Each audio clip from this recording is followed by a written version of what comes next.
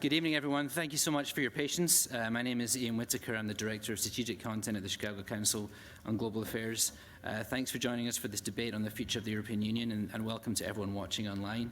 We love doing debates at the Council, but it's surprisingly hard to find people willing to debate, actually. So we're very grateful to Anu and James for being here, and to Cecile for moderating. And a special thanks to James for his perseverance today. He had a pretty rough travel experience. He spent most of the day at Reagan Airport. Nothing seems to work in Washington. Yes, there you go. It's a good observation. So, strange. Before we begin, please know we're on the record. We are live streaming the event, and the views of the individuals we host are their own and do not represent institutional positions or views of the Council. We welcome social media engagement, but please silence your phones before we begin. And for this particular event, we're very keen for you to use your phones for our polling. We're doing a poll before and at the close of the event. If you type ccga.live into your browser, and I think a lot of you have done that already, you can answer the question, is the EU headed for prosperity or peril, which is the debate theme tonight. If you don't have an internet-enabled device, we actually have some in the room that the staff at the back there, you can answer the question with them and still take part in the poll. Now it's my pleasure to introduce today's speakers. On the right-hand side there, Anu Bradford is the Henry L. Moses Professor of Law and International Organization at Columbia Law School. Previously, she was a professor at the University of Chicago, and she also practiced EU competition law in Brussels. She served as a policy advisor to the European Parliament and the Finnish Parliament, and in 2010, she was named a Global Young Leader by the World Economic Forum. Anu is the author of the 2020 book, The Brussels Effect, How the European Union Rules the World. James Kirchick, on the left, is a visiting fellow at the Center on the United States and Europe and the Project on International Order and Strategy at the Brookings Institution. He's a frequent commentator in the national TV, radio, and print media, discussing US politics and foreign policy, international politics, particularly in Europe, and international gay rights.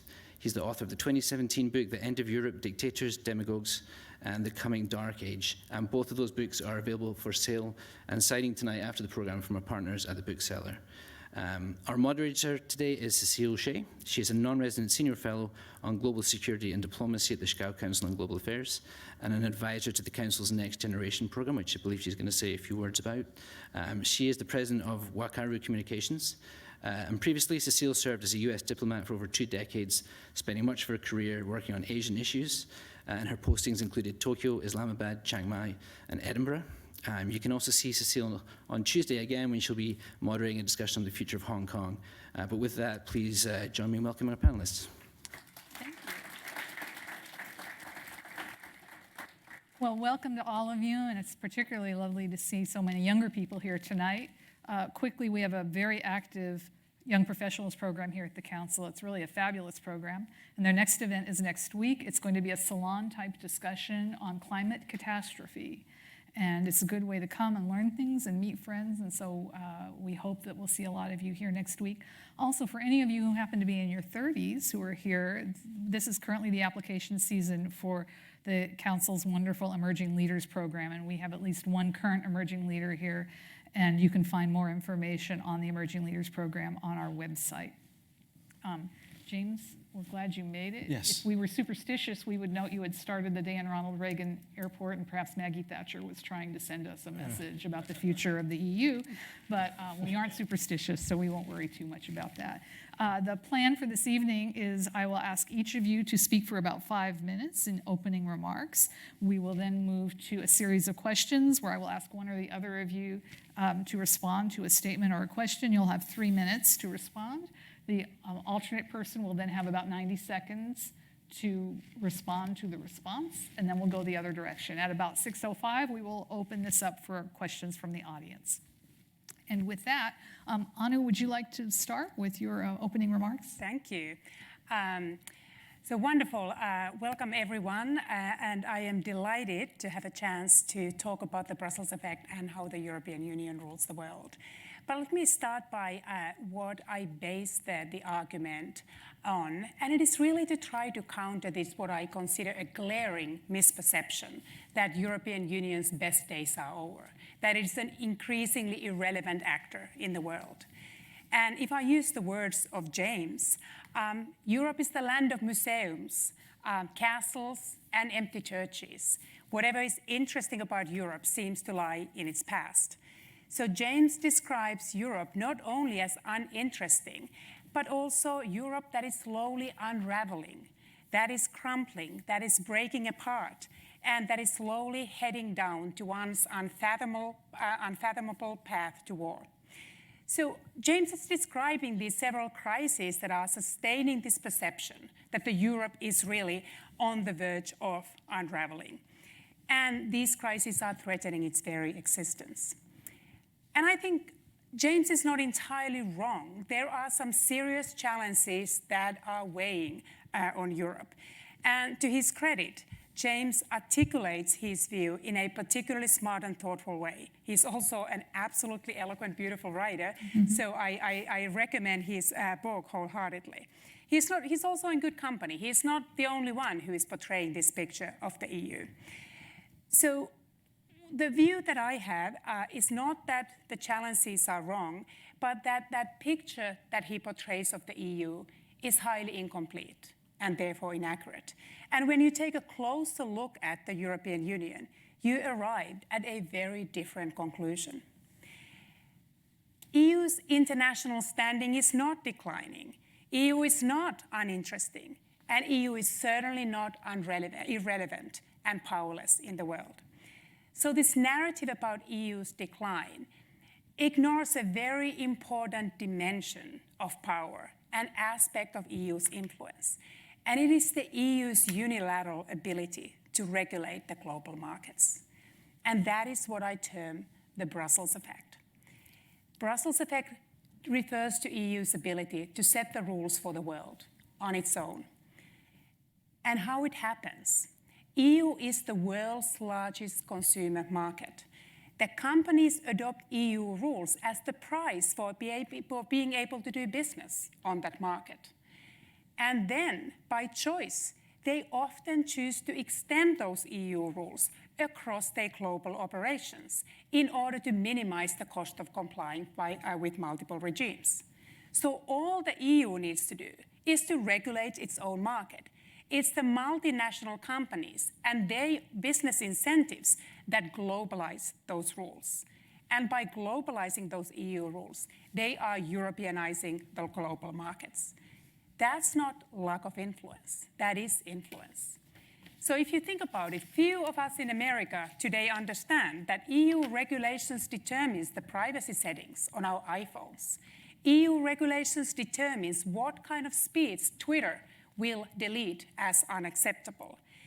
EU regulations also determine the cosmetics we apply in the mornings, the chemicals that are embedded in the toys that our children play with, or in the sneakers that we are wearing.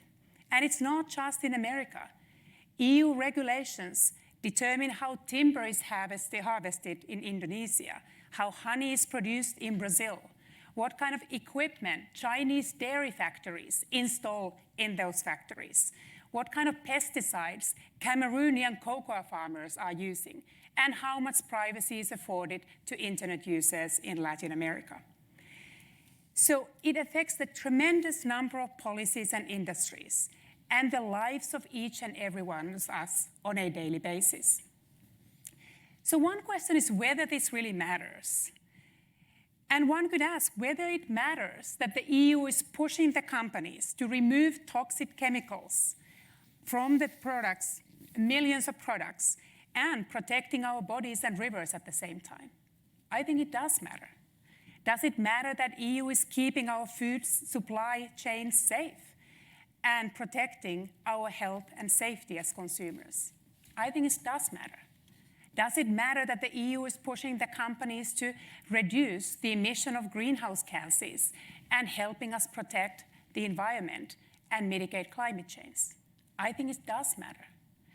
Does it matter that the EU rules are forcing companies to protect our privacy and reducing the extent to which our data is exploited?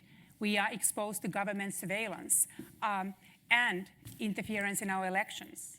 I think it does matter. Does it matter that the EU regulations reduce the amount of hate speech that we are exposed to when we engage in social interactions online? I think it does matter. So that's your time. I'll give you one Okay. more sentence. Can I finish very quickly? One sentence, yeah.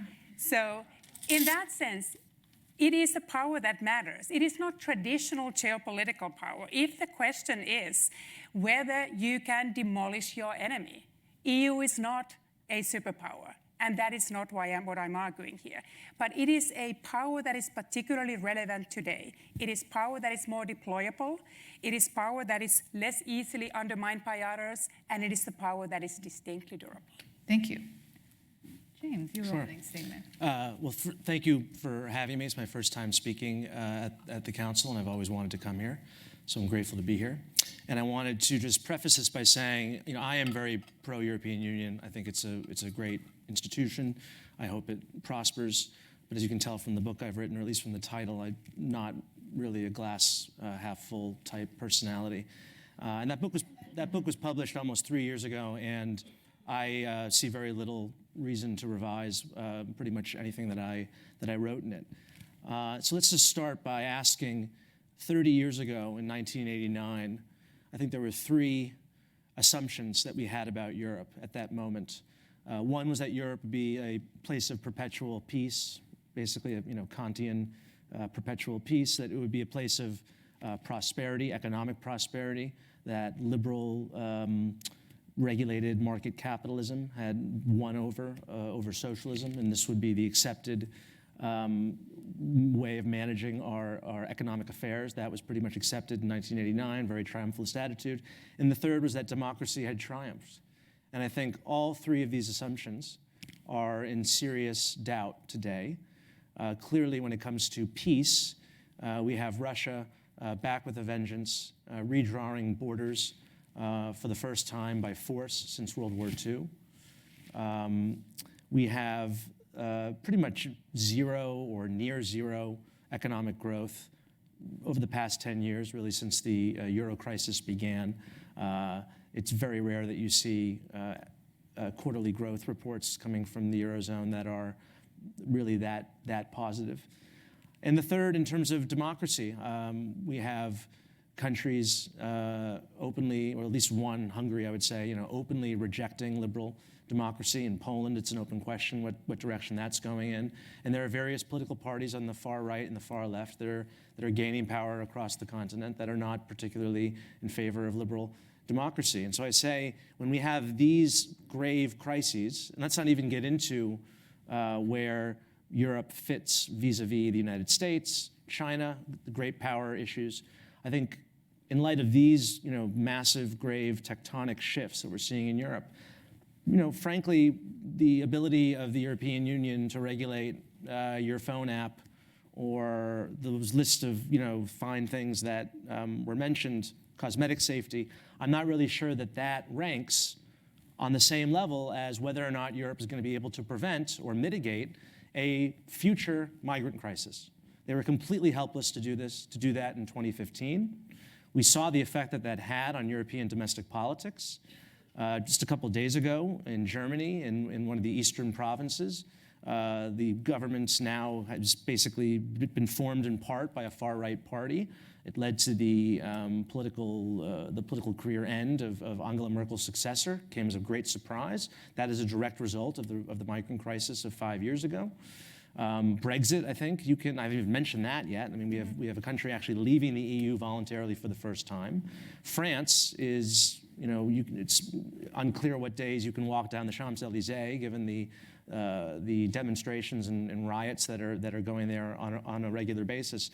And so, in the European inability to project power globally, I think all these factors, I think, would outweigh whatever power, if you want to say, if you want to call it that the EU has in terms of its regulatory ability. And let's look at the question of actual military projection, military power. When it comes to that, the EU, Europe in general, is completely 100% dependent upon the United States. It's dependent on NATO. And that remains the case in spite of what President Trump and his behavior and his rhetoric and his actions over the past couple of years. And I think it will always remain the case that Europe, as long as the EU exists, will have to depend on the United States because it's the only power that all members of the European Union can trust with their security. You're never going to have a situation, I'm sorry to say, for those people in France who seem to be very taken with this idea of strategic autonomy, where they want Europe to be an independent pillar of power. You're never going to have a situation where Estonia and Poland trust France with their security, never mind Germany, and for good reason. They're only going to trust the United States. And the minute the United States pulls back from its historical responsibilities in Europe, or at least the responsibilities it has assumed in the 75 years since World War II, as the United States pulls back, you will see these ancient, old rivalries come back. You know, I think a lot of Europeans are living under this delusion that they can exist peacefully without the United States playing a prominent security role in the continent. They think that, I mean, they gave the EU a Nobel Peace Prize a couple years ago, as if it was the EU which has kept peace in Europe and not NATO and primarily the United States. I think a lot of Europeans are kind of living under this delusion that they can, that this can somehow happen, that the United States could leave or reduce its footprint or reduce its presence in Europe, and the EU would be able to take care of matters, that the EU would be able to somehow, if there were a European army, that would be able to somehow contain Russia. And I think that's just folly. So, Thank you very much. Thank you. So, Anu, I'll start with you, and then you can respond. James, the President of the United States has made it quite clear that he doesn't care for the European Union, and he's not completely sure that he thinks NATO is a great idea. Why should Americans care whether or not the EU continues or dissolves? I think it's something where James and I agree that there is a tremendous set of aligned and shared interest between the United States and the EU. And that for EU to fail would serve none of the interest of the United States. There are many common threats that these two powers can fight together. But I think the US also and this administration ignores the EU at its peril. So it is not one of those issues whereby the United States could just cede the stage and let the EU shape the future of the world. So just next week we are seeing the Commission unveil its white paper on the regulation of artificial intelligence. It's one of those areas where I think United States and EU share an interest. Do not want Chinese to set the way how facial recognition, how machine learning, how we are deploying these technologies towards surveillance of the citizens. So there are many areas where the EU's ability to shape the global norms is an opportunity for the United States also to leverage that kind of power that the EU has to externalize its regulations and participate in shaping those together. Couldn't we do that when it was just the European Commission without state-like unitary functions? I mean, and secondly, the president... Sorry, what do you mean by the... Couldn't the U.S. have worked with Europe as a whole without it being the European Union? Back when it was the EEC, that's the first part. And second part, those folks would say, well, we're not saying we're going to turn our back on Europe. There's a difference between Europe and the European Union. We could still work with France and Italy and Poland, just not as a unit. Yeah. It is much easier to be able to engage a partner where you have the 27 voices come together. And the United States can accomplish much more when it can get that entire market power and that political power together, instead of trying to negotiate individually with all those countries. So the United States has always benefited, the same way United States companies have benefited from having a harmonized set of rules and business opportunities to enter that market, as opposed to trying to produce products that they can sell in Germany, products that they can sell in Italy, and so forth. So there's very little that the US would gain unless it is the kind of divide and conquer idea that you could exploit the differences across the European Union. But the US wants and benefits and needs a united Europe. Thank you. Response? Yeah, well, the United States fought 2 hot wars and 1 very long cold one in Europe, and we've invested incalculable sums of money, lives, resources in maintaining peace on the European continent. Every major world conflict of the last century started in Central and Eastern Europe.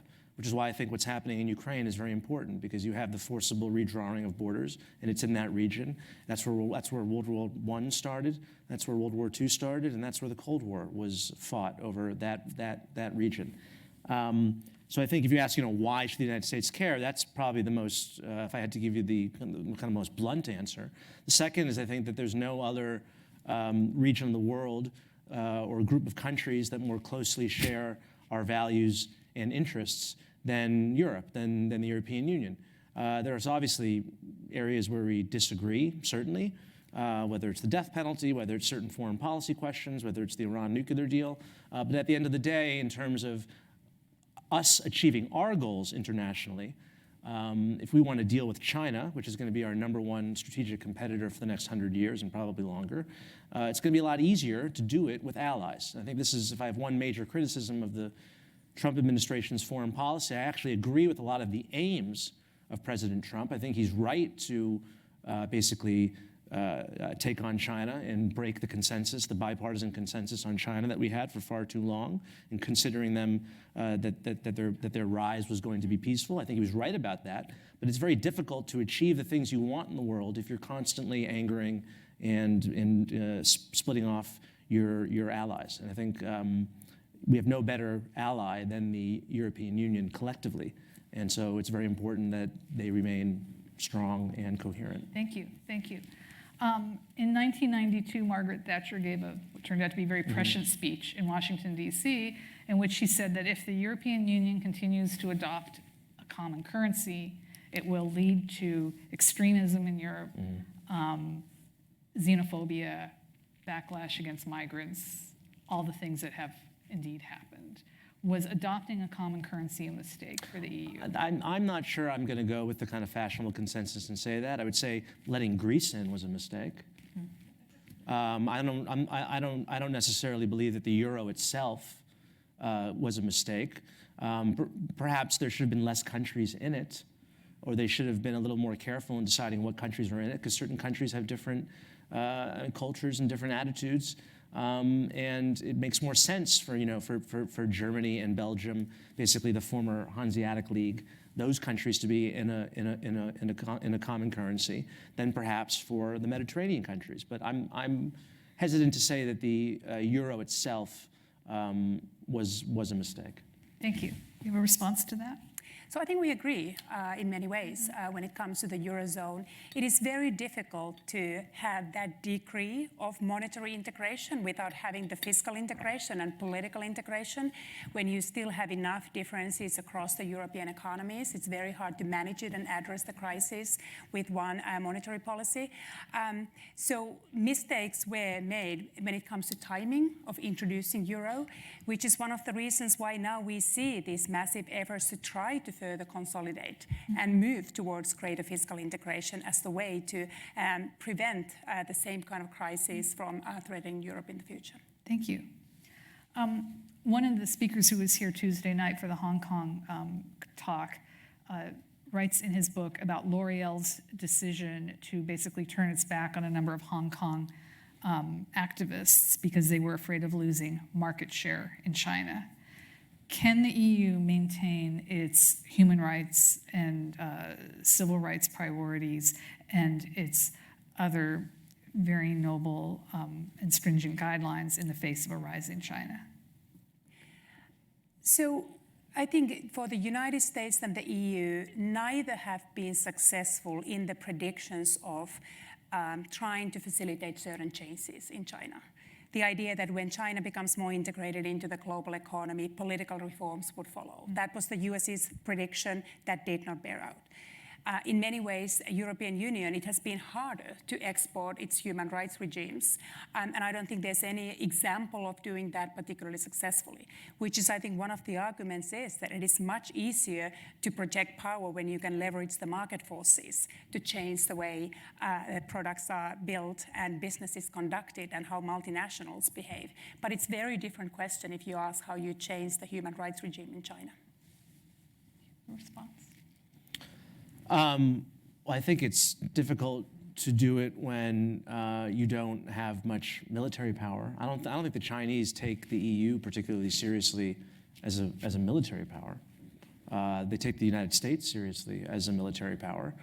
We project power in that region. And in terms of the 7th Fleet, we have nuclear weapons. We have soldiers stationed in Japan and South Korea. So certainly I think the United States is much more consequential in that regard. And that gives us more leverage when it comes to human rights. And I would think actually that the reason why you maybe have not seen a Tiananmen-style crackdown in Hong Kong over the past couple of months is due, I would argue, perhaps, to the projection of power by the United States in that region, not just military, but economic as well. So can I just mention, since James keeps bringing the military power back, and I think the way you describe military power is that it would be costless to deploy. And if you think about the last couple of decades and the United States deployment of military power, few would say that it has been costless, it has been successful. If you look at the views of the veterans of the Afghanistan and Iraq war, most of those veterans, 2/3 of them, say that they weren't right ways to deploy military power. Chicago Council itself had published recently a survey looking at the attitudes of Americans, and majority are opposed to foreign interventions with military power. And it's one of those that Europe doesn't desire to be a military power, and there's very little appetite for that. So military power is not that easy. Well, I think there's a distinction between war and intervention and deterrence. And I think the reason why you haven't had, the Russians running all the way across the continent eating up the croissants is because you have had large numbers of U.S. troops stationed in Europe during the Cold War, but then also there's a nuclear umbrella. And that's not military intervention, but just as is the case in South Korea, you have 30,000 American troops, you have landmines, you also have a nuclear umbrella. In Japan, you have the 7th Fleet patrolling the Taiwan Strait. So again, this is not, there's no bullets being fired, there's no war that's occurring, but you have a very strong projection of force. And that's why we didn't have a war on the European continent during the Cold War, because the Russians, the Soviets at the time, believed that if they crossed, the Fulda Gap, then there would be hell to pay. There would be a nuclear exchange. That was the U.S. military doctrine, is that we were willing to sacrifice, Boston for Berlin. And it might seem, crazy as a strategy, but it worked. And I think it still is very important in terms of containing whether it's an aggressive Russia or clearly a China that has a very long-term strategy of repelling the United States from the first island chain, what they call it, and they want to displace the United States and basically remove us, kick us out of that region so they can take over Taiwan and they can intimidate their neighbors. So quickly, because we're going to go to questions in 1 minute, I wonder if you could each give me 30 seconds. When Boris Johnson says the motto of the Brexit campaign is take back control, what control is he talking about? James, we'll start. I think he meant immigration. I think that's probably what that's what he was aiming for. I think Brexit was ultimately about the question of immigration. And I think that if the EU had perhaps been a little more flexible in terms of giving David Cameron more of what he wanted in terms of the rules about what EU migrants working in Europe, the kind of benefits they could get, the work requirements and whatnot. I think that if they had been a little more flexible, then we might have been able to have avoided this. Okay, thank you. What does he mean?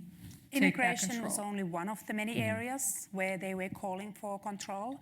So the UK was very much talking about regulatory sovereignty that they were going to claim after Brexit, how they will no longer be shackled to the European regulations, and that is plain wrong. And that is exactly what the Brussels effect will show, that after Brexit, the UK companies still need access to the EU markets, and these companies will continue to abide by EU rules in order to access that market. And they will not be setting up separate production lines in order to serve the market that is a sixth of the size of the European Union market.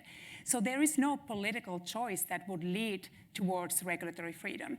The only thing that changes is that UK is no longer writing those rules. It moves from being a rule maker to being a rule taker. And what more, it is going to live in a more regulated Europe because there's more space for countries like Germany and France to set the rules when the UK's pro-market voice is no longer shaping those rules. And just so that one, I think Boris Johnson, it was a false promise, it was intellectually dishonest, it's an illusion, and it will not happen. So just, well, just to remind folks, while the UK is not in the EU, it is still subject to all the EU parameters until the end of the year, and it is rapidly trying to negotiate an almost impossible agreement to complete in 12 months that will cover trade and immigration and passports and everything else.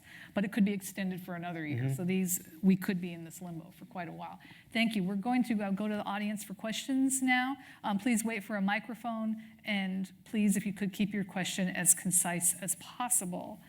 This gentleman has his hand up. Thank you. Aaron Chandran, JP Morgan. You both touched on this briefly, but I'd like to go deeper.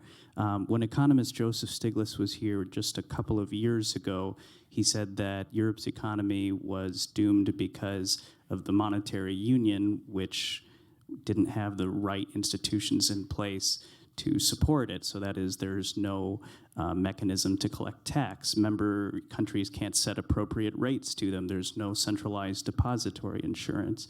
Do you see any chance for economic success without those kinds of reforms? And an individual country that's in distress cannot devalue its currency. That's another huge loss to southern countries. Just wanted to add that, but thank you. Yeah, sharing of debt burden. Yeah, well, so let's have each of you answer that. Anu, so I think it's what we earlier mentioned is that it is very difficult to prevent that kind of crisis from happening unless you do have the kind of fiscal consolidation that gives the EU the tools and the powers to address them, that there will be some extension of sovereignty.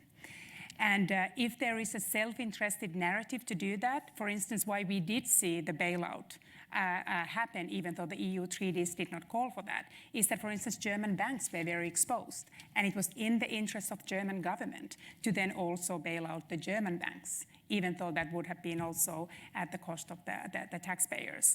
I think EU has made progress, but there's a lot more work to be done. But clearly, if you think about what the economics requires, now the question is whether the politics can deliver that. Thank you. Well, just to follow up on that, I think you're going to have it's going to be difficult to see Germany agreeing to those sorts of proposals. And this has really been the major bone of contention between the Germans and the French, I mean, for decades, but particularly over the past couple of years since Emmanuel Macron became president and offered his proposals. And, Merkel, who she has very strong domestic political considerations that have really prevented her, and I think really any German leader, from even meeting the French halfway on that. Thank you. Yes, ma'am. Do you see a link between excessive regulation and slower economic growth? Do you see a link between excessive regulation and slower economic growth in Europe? So here I would recommend a fantastic book by NYU professor and economist Thomas Philippon called Great Reversal, How America Gave Up on Free Markets.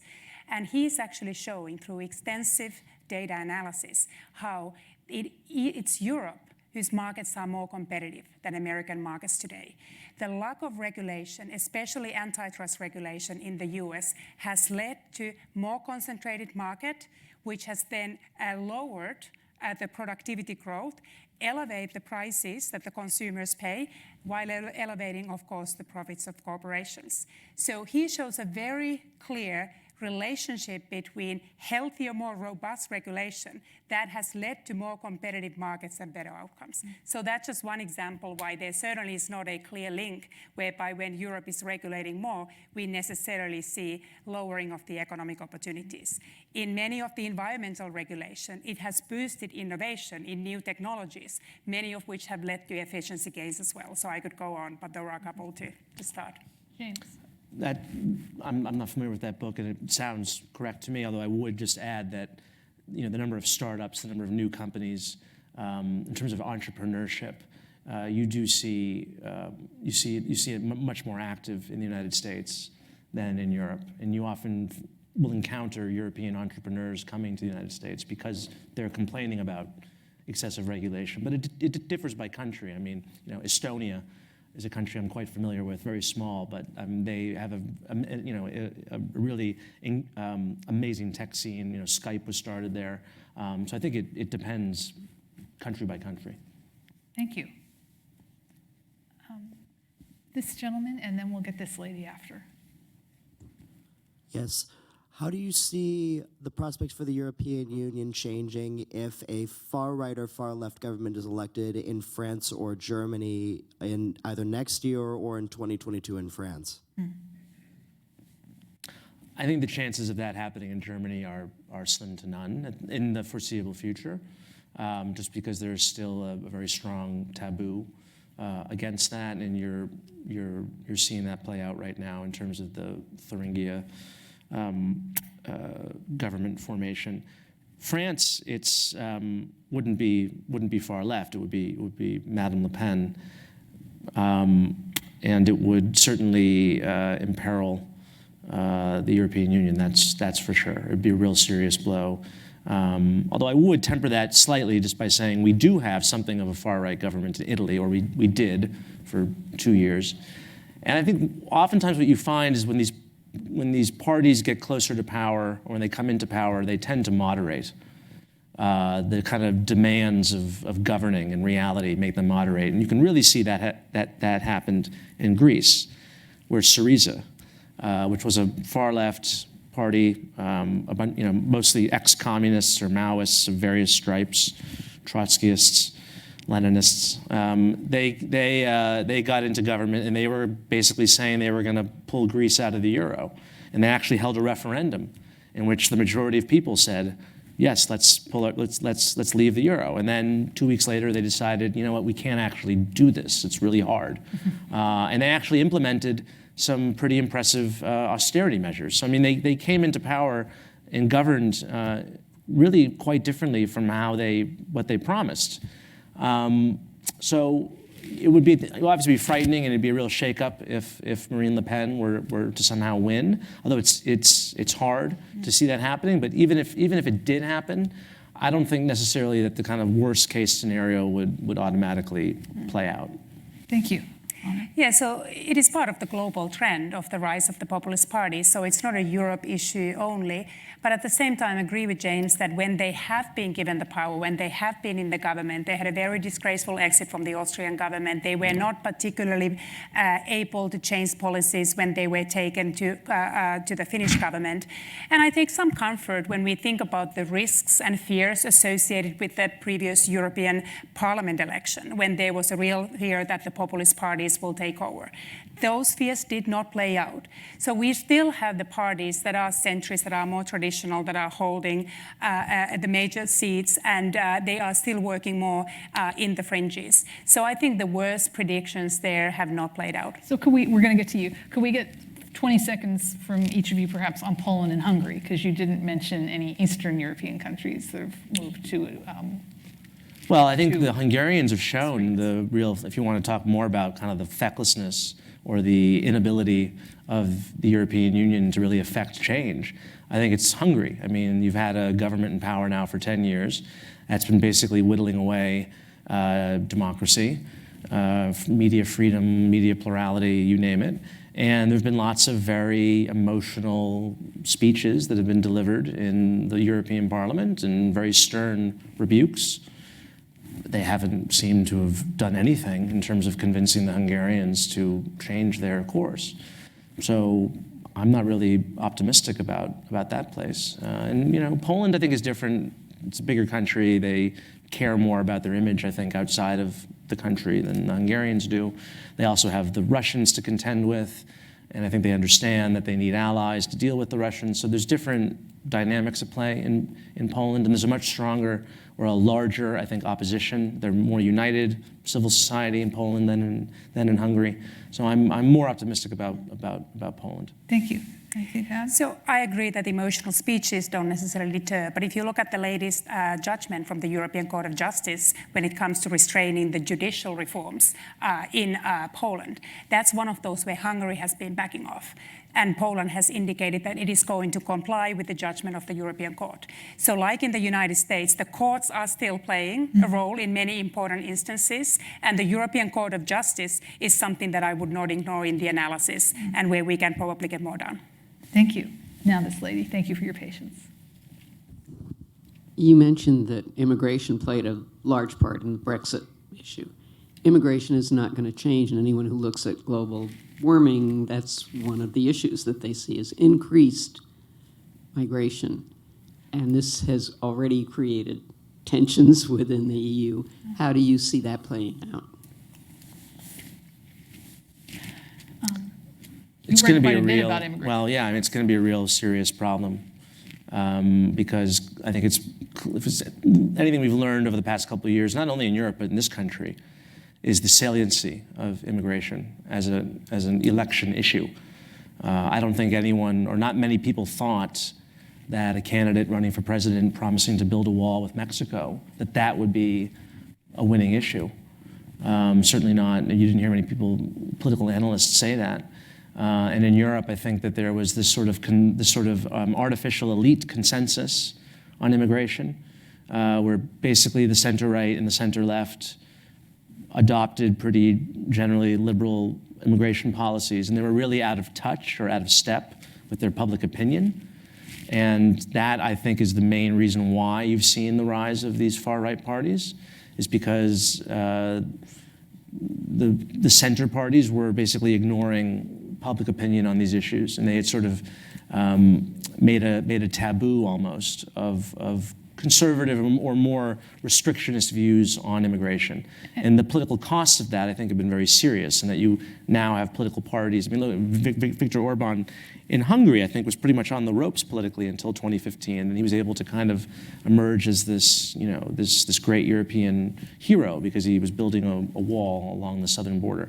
So this is something that was going to have to be dealt with, and you know, whether it's climate change or migratory patterns, the demographic explosion in Africa, the Europeans are going to have to come up with some way of controlling the flows of people, or you will see a much worse political backlash than you did to what happened in 2015. And we're going to come to you in a second. We should just point out there's two layers of immigration or migration in Europe. There is migration from one EU member Internal to another, and internal, external, yeah. which is really what the issue has largely been in Great Britain. Yes, although I would say actually, you know, a lot of the immigration into Britain is Commonwealth immigration, right, or immigration from other countries that aren't in the EU, and I think the Brexiteers were very clever in sort of conflating these two issues in the minds of people. And you know, if Britain wants to reduce, while it was an EU member, if they wanted to reduce their immigration from India or Pakistan or any of these other countries, they had the ability to do that. And maybe they should have done that. I don't know, but I think if they had, and they'd been able to distinguish between, you know, the EU migrants who they're obligated to take as being part of the EU and the other immigrants, then they might have been able to, you know, avert Brexit. Thank you. Did you want to say something about it? So the question started from climate change. So let me just mention that I think it is absolutely a key question that can be driving the migration flows in the years to come. And I take comfort that at least the European Union is committed to addressing climate change. It's one of the priorities of this Commission. And even if the United States will walk away from the Paris Accord, the EU is determined to continue, and it will regulate climate change, whether it does it on its own. So I take some comfort that at least there's an understanding that it is an issue that needs to be addressed. Migration, on the other one, even when it's not climate change induced.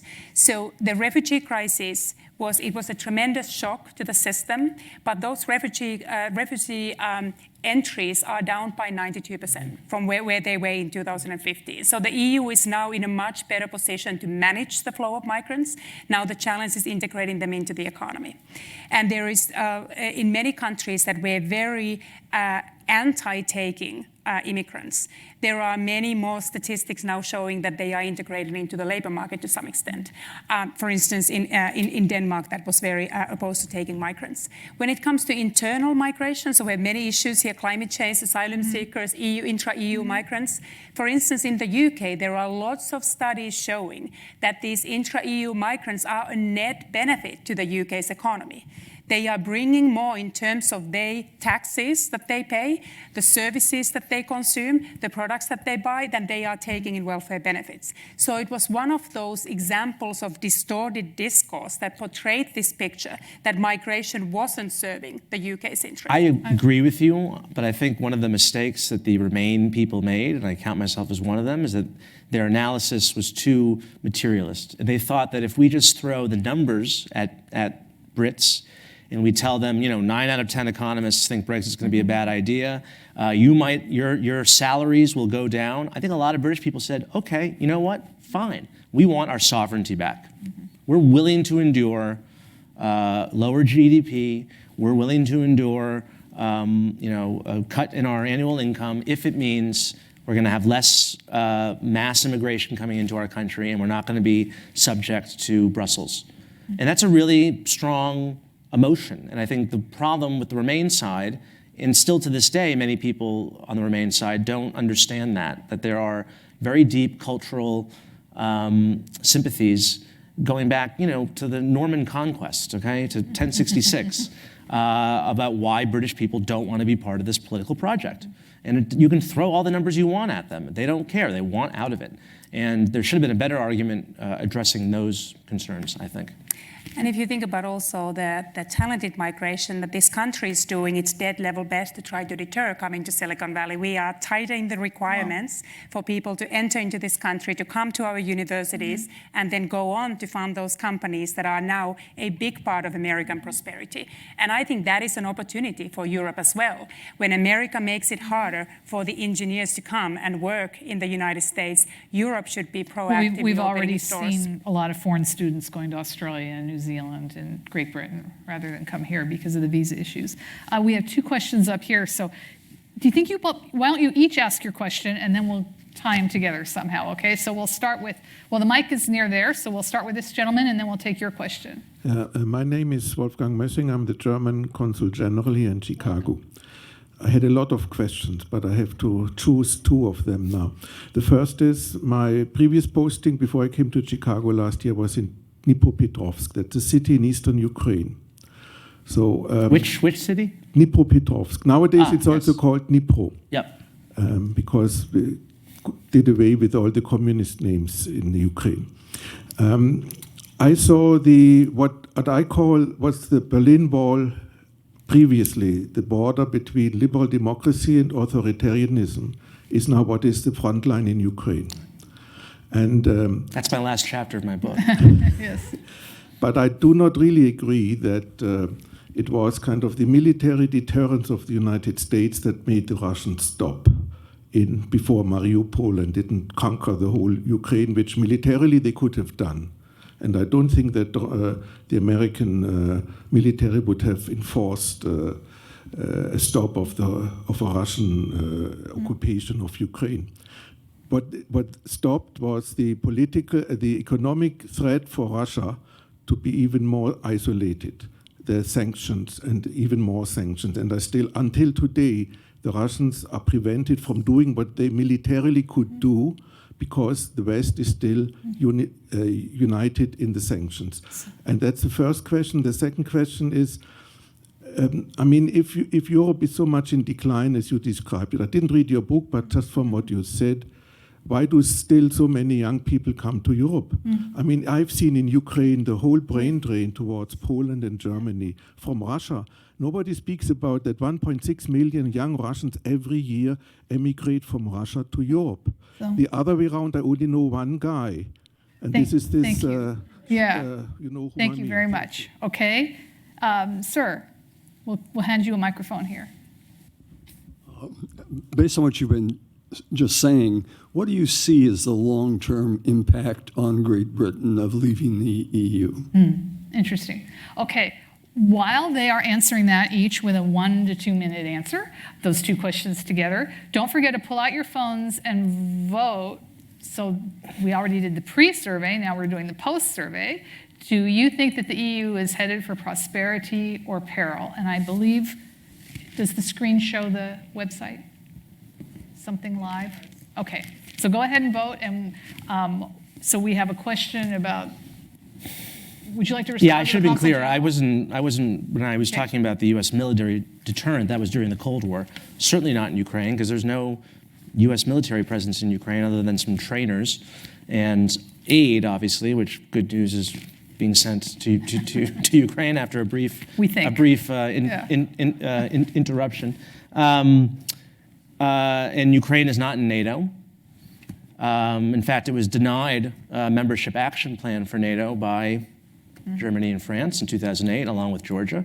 And I would actually argue that the decision by the Germans and the French in, I believe it was April of 2008, to deny a path forward to NATO membership for those two countries pretty much gave the green light to Vladimir Putin just a couple months later to invade Georgia and occupied 20% of its territory, which Russia still does to this day. And as for the question of Europe, or the point you raised about Europe can't be in decline because so many young people are moving there, well, if they're moving from Russia, obviously that's all relative. If I was a young Russian wanting to seek economic opportunities and political liberty and political freedom, certainly I would go to Europe. I think a better indication, however, is the fact that there are less and less young people in Europe because the birth rates are declining at such a precipitous level. And to me, that's always a bad sign of how a society views its future. If people aren't having babies, then they're probably not that optimistic about their country's future. And I would say it's actually happening now in this country too. We see the birth rate is declining. Thank you. So make more babies, I guess. Anu? Make more babies and make sure that you will integrate more women into workforce. Yes, that too. You need to rethink what is the right retirement age, but none of these are alone enough. In all the countries in Europe and beyond where you have democratic crises, you also need to respond with immigration. It's countries like Japan that needs to start welcoming immigrants, but also Europe needs to see immigrants as an opportunity. It is an opportunity to grow Europe. It is necessary to maintain the model of welfare state and fund for that welfare state. And that is still at the core of what Europe offers and why people do want to go to seek that lifestyle, economic opportunity combined with a set of values that they resonate with. And if you look at the future generations, I think that what the kind of life that they aspire, it is not just trying to maximize economic opportunity, their own personal monetary well-being. It is a set of values. There's huge consciousness about issues like climate change, of much more sustainable future. And a lot of those, I think, Europe has seen them first. In many ways, issues like data privacy, it is something that people start caring much more about when we learn about Cambridge Analytica, when we learn about various crises that show the cost of being exposed and exploited through the companies and government surveillance and so forth. So there is still the kind of view of the world and the set of values that makes young people gravitate towards Europe. I want to say a few words about the long-term effect of the UK leaving. To me, Brexit, there are no winners. America doesn't win from that, certainly. UK doesn't win from that. And let me clear, it is not win for the EU. But UK itself loses the most. And UK will learn the hard way how much it actually will lose. It will lose influence, it will lose economic opportunity, and this idea that we have a new global Britain that will be negotiating trade deals across the world. You mentioned the Canada trade deal. It took EU 7 years to negotiate. And Canada is one of the easiest partners to negotiate a trade deal with. If you can't get that done, it is really hard to imagine what you can get done. So for the UK, that hasn't had any experience in negotiating trade deals. They get Donald Trump to negotiate it. Sorry? They get Donald Trump to negotiate it. They might get it a lot faster. And the idea also that we would not need, for instance, the trade deal with the EU because we negotiate one with the United States. First of all, there's a deadline. We need to have the trade deal with the EU. The trade deal with the US would would be very nice. The trade deal with the EU is existential for the UK. And there, the EU has the upper hand. It is a much smaller percentage. We talk about something like 15% of EU exports can go to the UK. We have 50% that are exposed to the European market. And it still matters. Geography still matters, and the proximity of those countries. You cannot divert all that trade to New Zealand. Right. There's only so much New Zealand will be absorbing of the UK trade. So in many ways, these promises with regulatory sovereignty, global Britain, economic opportunities, it is very hard to deliver them. Brexit is much easier to deliver as a slogan than as a viable policy in practice. And the UK will pay a high price for that. And in the end, it's very hard to estimate how much it's going to cost to GDP until we know what the agreement is going to look like in terms of immigration and open markets and those sorts of things, which could take years. So this is going to go on for a while still. Thank you to both of you. Okay, let's look at the results of the poll. Well, more people, now I can't look at them. So here's pre-debate, 25% thought the EU was headed for prosperity, 45% for peril, and 30% were undecided. Now we have more people saying prosperity, but also more people saying peril, which is, if you're a historian, is not too surprising, actually, because Europe's history is a complicated one. But this has been really a very interesting conversation and a debate. Thank you for both. Thank you for putting up with this horrible Thank day. you, everyone. Thank you. And thank you for flying in. Oh, one more thing. Oh, don't leave. Can you turn is my mic still on? We are selling both of these fabulous books. The End of Europe, James' excellent book right over there, and The Brussels Effect, which is a term that Anu invented herself, 8 or 10 years ago, and is now in the standard lexicon among political scientists. So this is her book right here. Thank you.